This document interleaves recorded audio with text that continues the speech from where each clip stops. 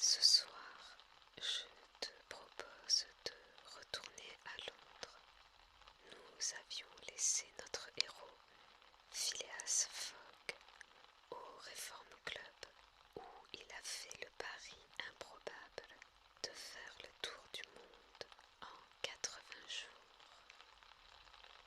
Avant de commencer, je t'invite à t'installer confortablement, à te munir d'un casque ou d'une oreillette pour une meilleure écoute, à prendre une profonde respiration.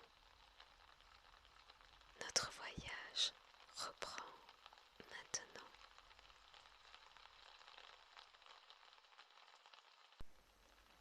Chapitre 4, dans lequel Phileas Fogg stupéfie Passepartout, son domestique. À 7h25, Phileas Fogg, après avoir gagné une vingtaine de guinées au whist, prit congé de ses honorables collègues et quitta le Reform Club. À 7h50, il ouvrait la porte de sa maison et rentrait chez lui. Passepartout, qui avait consciencieusement étudié son programme, fut assez surpris en voyant M. Fogg, coupable d'inexactitude, apparaître à cette heure insolite.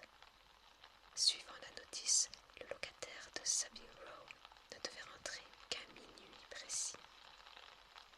Phileas Fogg était tout d'abord monté à sa chambre, puis il appela « Passepartout ». Passepartout ne répondit pas. Cet appel ne pouvait s'adresser à lui. Ce n'était pas l'heure. « Passepartout », reprit M. Fogg sans élever la voix davantage. Passepartout se montra. « C'est la deuxième fois que je vous appelle, » dit M. Fogg. « Mais il n'est pas minuit, » répondit Passepartout, sa montre à la main. « Je le sais, » reprit Phileas Fogg, « et je ne vous fais pas de reproches. Nous partons dans 10 minutes pour Douvres et Calais. » Une sorte de grimace s'ébaucha sur la ronde face du Français. Il était évident qu'il avait mal entendu. « Monsieur se déplace ?» demanda-t-il. « Oui, » répondit Phileas Fogg, « nous allons faire le tour du monde. » Passepartout, l'œil démesurément ouvert, la paupière et le sourcil surélevés, les bras détendus, le corps affaissé, présentait alors tous les symptômes de l'étonnement poussé jusqu'à la stupeur. « Le tour du monde » murmura-t-il. « En 80 jours, » répondit M. Fogg. « Ainsi, nous n'avons pas un instant à perdre. » « Mais les malles » dit Passepartout, qui balançait inconsciemment sa tête de droite et de gauche. « Pas de malles, un sac de nuit seulement. Dedans 2 chemises de laine, 3 paires de bas, autant pour vous. Nous achèterons en route. Vous descendrez mon mackintosh et ma couverture de voyage. Ayez de bonnes chaussures. D'ailleurs, nous marcherons peu ou pas. Allez !» Passepartout aurait voulu répondre. Il ne put. Il quitta la chambre de M. Fogg, monta dans la sienne, tomba sur une chaise et, employant une phrase assez vulgaire de son pays, « Ah bien, se dit-il, elle est forte celle-là, moi qui voulais rester tranquille. » Et, machinalement, il fit ses préparatifs de départ. Le tour du monde en 80 jours. Avait-il affaire à un fou? Non, c'était une plaisanterie. On allait à Douvres, bien, à Calais, soit. Après tout, cela ne pouvait notablement contrarier le brave garçon, qui, depuis 5 ans, n'avait pas foulé le sol de la patrie. Peut-être même irait-on jusqu'à Paris, et, ma foi, il reverrait avec plaisir la grande capitale. Mais certainement un gentleman aussi ménager de ses pas s'arrêterait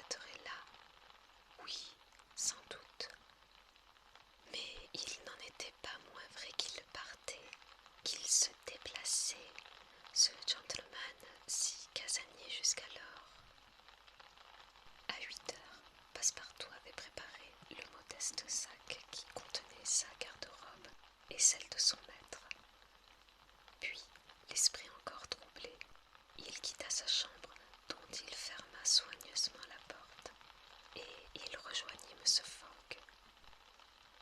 M. Fogg était prêt.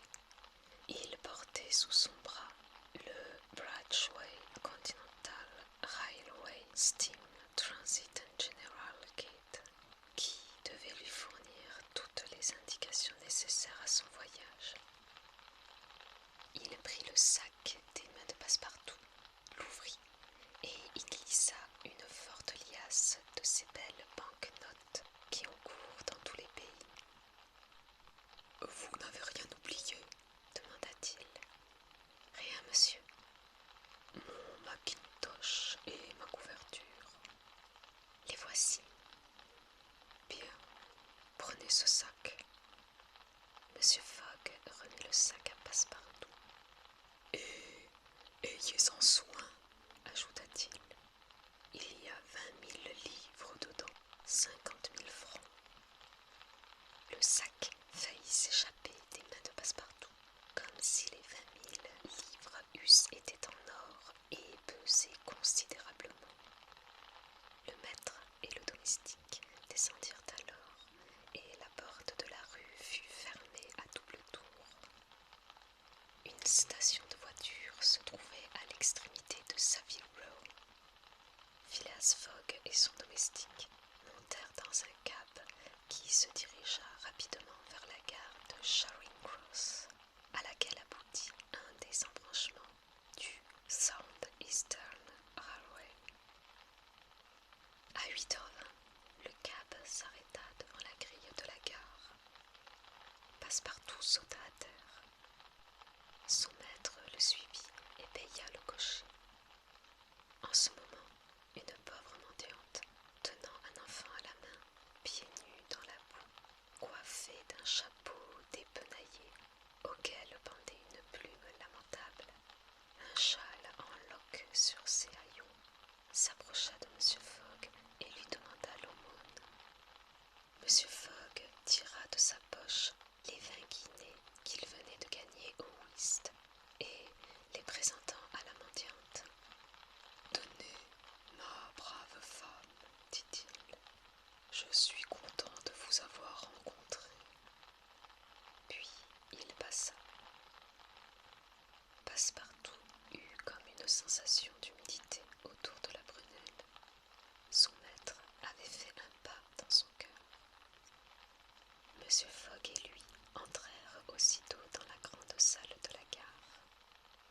Là, Phileas Fogg donna à Passepartout l'ordre de prendre 2 billets de première classe pour Paris. Puis, se retournant, il aperçut ses 5 collègues du Reform Club.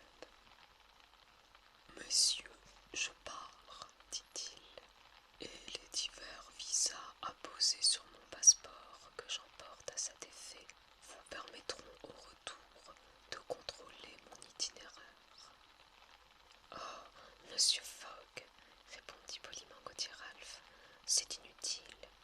Nous nous en rapporterons à votre honneur de gentleman. »« Cela vaut mieux ainsi, dit monsieur Fogg. »« Vous n'oubliez pas que vous devez être revenu, fit observer Andrew Stuart. »« Dans 80 jours, répondit monsieur Fogg, le samedi 21 décembre 1872, à 8h45 du soir. Au revoir, messieurs. » À 8h40, Phileas Fogg et son domestique prirent place dans le même compartiment. À 8h45, un coup de sifflet retentit et le train se mit en marche. La nuit était noire. Il tombait une pluie fine. Phileas Fogg, à côté, dans son coin, ne parlait pas. Passepartout, encore abasourdi, pressait machinalement contre lui le sac aux banknotes. Mais le train n'avait pas dépassé Sydenham que Passepartout poussait un véritable cri de désespoir. « Qu'avez-vous » demanda M. Fogg. « Il y a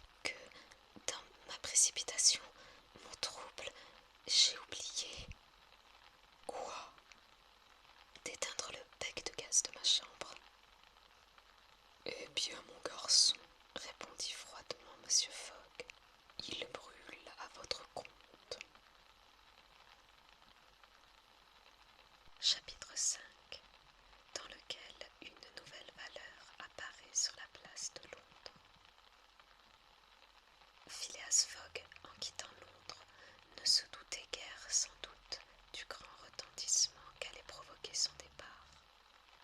La nouvelle du pari se répandit d'abord dans le Reform Club et produisit une véritable émotion parmi les membres de l'honorable cercle. Puis, du club, cette émotion passa aux journaux par la voix des reporters, et des journaux au public de Londres et de tout le Royaume-Uni. Cette question du tour du monde fut commentée, discutée, disséquée, avec autant de passion et d'ardeur que s'il se fût agi d'une nouvelle affaire de l'Alabama. Les uns prirent parti pour Phileas Fogg, les autres, et ils formèrent bientôt une majorité considérable, se prononcèrent contre lui. Ce tour du monde à accomplir, autrement qu'en théorie et sur le papier, dans ce minimum de temps, avec les moyens de communication actuellement en usage, ce n'était pas seulement impossible, c'était insensé. Le Times, le Standard, l'Evening Star, le Morning Chronicle et 20 autres journaux de grande publicité se déclarèrent contre M. Fogg. Seul le Daily Telegraph le soutint dans une certaine mesure. Phileas Fogg fut généralement traité de maniaque, de fou, et ses collègues du Reform Club furent blâmés d'avoir tenu ce pari, qui accusait un affaiblissement dans les facultés mentales de son auteur. Des articles extrêmement passionnés, mais logiques, parurent sur la question. On sait l'intérêt que l'on porte en Angleterre à tout ce qui touche à la géographie. Aussi n'était-il pas un lecteur, à quelque classe qu'il appartint, qui ne dévora les colonnes consacrées au cas de Phileas Fogg. Pendant les premiers jours, quelques esprits audacieux, les femmes principalement, furent pour lui, surtout quand l'Illustrated London News eut publié son portrait d'après sa photographie déposée aux archives du Reform Club. Certains gentlemen osaient dire « pourquoi pas, après tout? On a vu des choses plus extraordinaires. » C'étaient surtout les lecteurs du Daily Telegraph. Mais on sentit bientôt que ce journal lui-même commençait d'affaiblir. En effet, un long article parut le 7 octobre dans le bulletin de la Société royale de géographie. Il traita la question à tous les points de vue et démontra clairement la folie de l'entreprise. D'après cet article, tout était contre le voyageur. Obstacle de l'homme, obstacle de la nature. Pour réussir dans ce projet, il fallait admettre une concordance miraculeuse des heures de départ et d'arrivée, coordonnance qui n'existait pas, qui ne pouvait pas exister. À la rigueur, et en Europe où il s'agit de parcours d'une longueur relativement médiocre, on peut compter sur l'arrivée des trains à heure fixe. Mais quand ils emploient 3 jours à traverser l'Inde, 7 jours à traverser les États-Unis, pouvait-on fonder sur leur exactitude les éléments d'un tel problème? Et les accidents de machine, les déraillements, les rencontres, la mauvaise saison, l'accumulation des neiges, est-ce que tout n'était pas contre Phileas Fogg? Sur les paquebots, ne se trouvait-il pas, pendant l'hiver, à la merci des coups de vent ou des brouillards? Est-il donc si rare que les meilleurs marcheurs des lignes transocéaniennes éprouvent des retards de 2 ou 3 jours? Or, il suffisait d'un retard, un seul, pour que la chaîne de communication fût irréparablement brisée. Si Phileas Fogg manquait, ne fût-ce que de quelques heures, le départ d'un paquebot, il serait forcé d'attendre le paquebot suivant, et par cela même, son voyage était compromis irrévocablement. L'article fit grand bruit. Presque tous les journaux le reproduisirent, et les actions de Phileas Fogg baissèrent singulièrement. Pendant les premiers jours qui suivirent le départ du gentleman, d'importantes affaires s'étaient engagées sur l'aléa de son entreprise. On sait ce qu'est le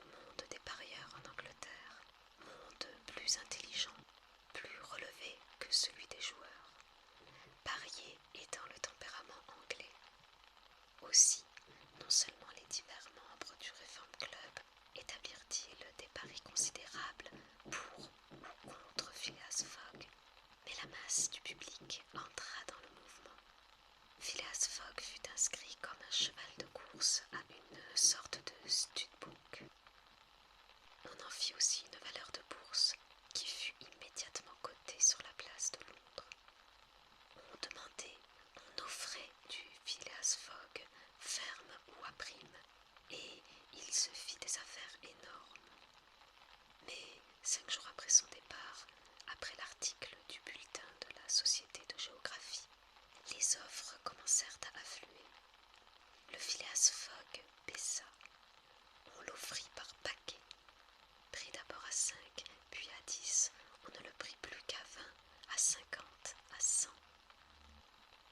Un seul partisan lui resta. Ce fut le vieux paralytique, Lord Albermale. L'honorable gentleman, cloué sur un fauteuil, eût donné sa fortune pour pouvoir faire le tour du monde, même en 10 ans. Et il paria 5000 livres, 100 000 francs, en faveur de Phileas Fogg.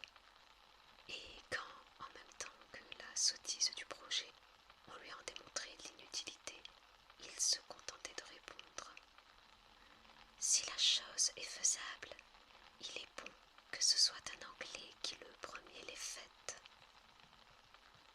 Or, on en était là. Les partisans de Phileas Fogg se raréfiaient de plus en plus. Tout le monde, et non sans raison, se mettait contre lui. On ne le prenait plus qu'à 150, à 200 contre 1, quand, 7 jours après son départ, un incident complètement inattendu fit qu'on ne le prit plus du tout. En effet, pendant cette journée, à 9 heures du soir, le directeur de la police métropolitaine avait reçu une dépêche télégraphique ainsi conçue. Suez à Londres. Rowan, directeur police, administration centrale, Scotland Place.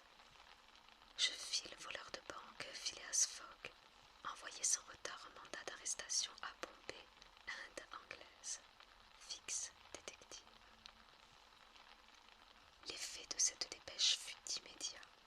L'honorable gentleman disparut pour faire place au voleur de banquenotes. Sa photographie, déposée au Reform Club avec celle de tous ses collègues, fut examinée. Elle reproduisait trait pour trait l'homme dont le signalement avait été fourni par l'enquête. On rappela ce que l'existence de Phileas Fogg avait de mystérieux, son isolement, son départ subit, et il parut évident que ce personnage, prétextant un voyage autour du monde et l'appuyant sur un pari insensé, n'avait eu d'autre but que de dépister les agents de la police anglaise.